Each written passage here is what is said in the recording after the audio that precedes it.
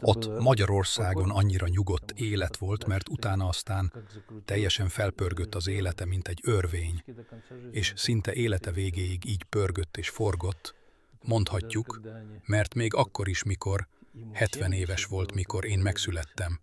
70 évesen azt mondta, végre elhagyom ezt az átkozott Szibériát, és akkor összepakoltak, és azt mondta, na kész, költözünk, megyünk Kirgizisztánba, mert találtam egy paradicsomi helyet, ahol jól lehet élni. 3-4 magyar család volt, akik jártak hozzá. Velem is ment, meg anyámmal is ment. Néha találkoztunk. Mikor 10 éves lehettem, elvitt magával. Volt egy magyar barátja, aki hegedült. Mindig. Magyarul beszéltek, ott ültek, én meg hallgattam. Még beszéltem is, válaszoltam is néha. És jól emlékszem, hogy volt nála fehér cseresznye az udvarban. Mindig mondtam, menjünk, együnk fehér cseresznyét. Mások megjöttek. Volt egy állomás Omszk mellett, ahonnan mindenfelé indultak a vonatok, ezért kellett elfoglalniuk. Először még azért is, hogy tovább tudjanak menni Európa felé, haza.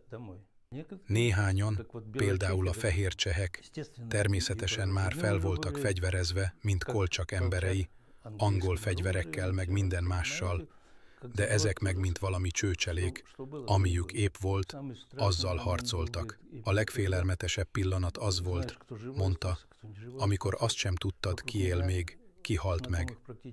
Azt mondta, körülöttem szinte senki ismerős nem maradt, csak azt tudtam, hogy reggel visznek kivégezni. Egyföldim Kolozsvárról, cseh nemzetiségű, aki a fehér csehekhez került, kiszabadított engem éjszaka a fogságból. Felismert, mert egyszer valamikor már találkoztunk.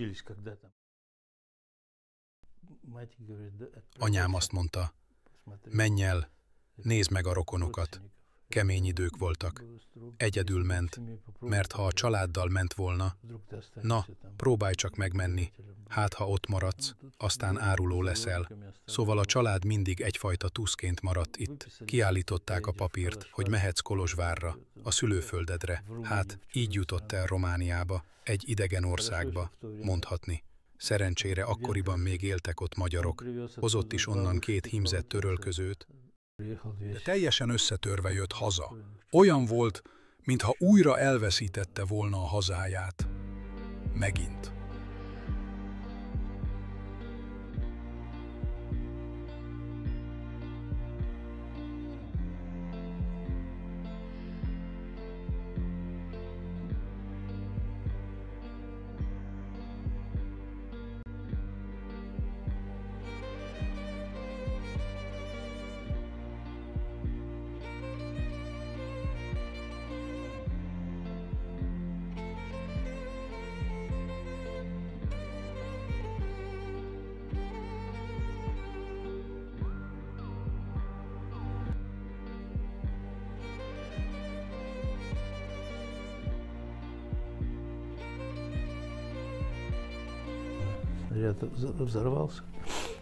A háborúban egy lövedék felrobbant, és a lábába csapódott.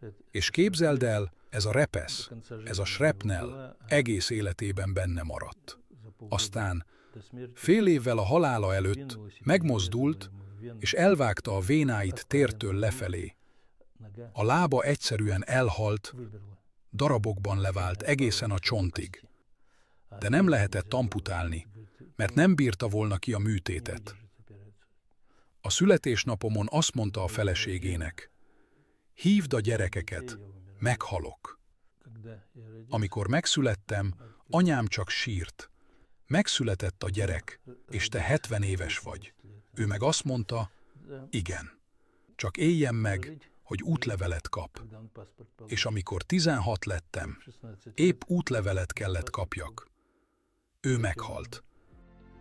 Viszlát apám, itt most vége, fogad búcsunk, eredj véle.